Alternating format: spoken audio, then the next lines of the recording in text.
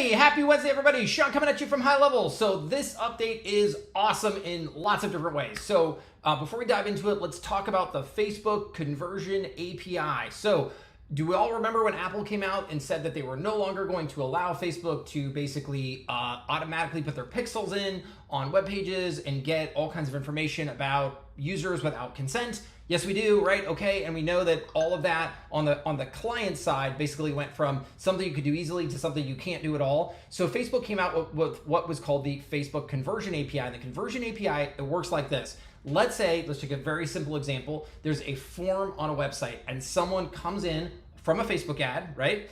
And then submits that form. And that turns out, let's say, to be a good thing for you. You would want to say, yeah, I want to find more people like that.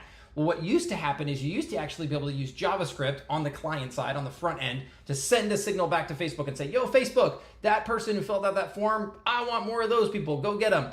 And that's what got killed by Apple and a lot of browsers actually, and any ad blockers, etc.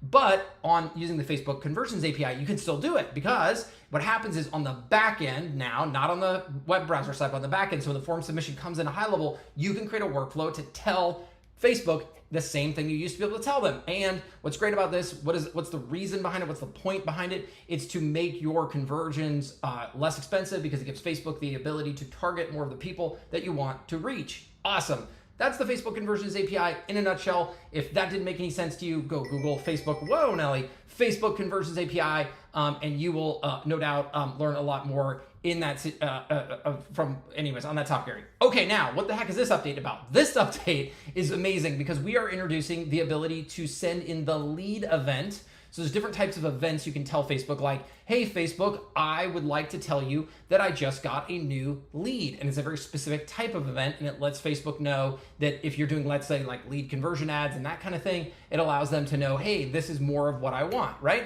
So if you go into the workflow, you can see this now. There's a lead event type, which is really awesome. And you can go through all this, and there's a help doc on it. So look for the Facebook Conversion Leads Walkthrough help article under help.gohighlevel.com. So you can check all of that out. As you can see right here, let's just read through the notes. Lead events enable businesses to track the movement of leads across pipeline stages. Businesses can create a pipeline named lead generation for, this is a great example actually, and use the CRM to track the movement. So the idea would be like, let's say somebody comes in, fills out that form, and your salesperson talks to them, and you find out like some people are going to be good leads, some people are going to be not. This is where you could drag the cart over, and someone's like, yes, that's a good lead, and bam, you could then fire this off after that drag event.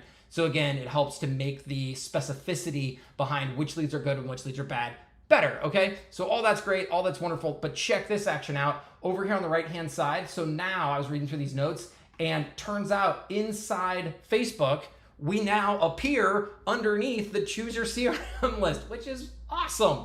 Under the Lead Connector brand, of course, because that is how we want to make sure that we're staying on that sort of gray label side of the house. So anyways, when you go in there, there's all kinds of cool articles. Oh, and then of course, some people don't even know about this. So I'm clicking on this link here. Note the URL, help.leadconnectorhq.com. We go to this, if you just go to this, hold on real quick, let's just go right to that root URL. This is a gray label version of the help docs that we're continually updating. It's not full and complete, but it has a lot, as you can see. And specifically around this topic, there's 3 help articles that were launched today specific to this. We actually had to do it to comply with a Meta request, but it also benefits you because you can now send these to your customers, and they can actually follow all of this information as well. And it really mirrors the high level version of the article. So anyways, all of this is super awesome.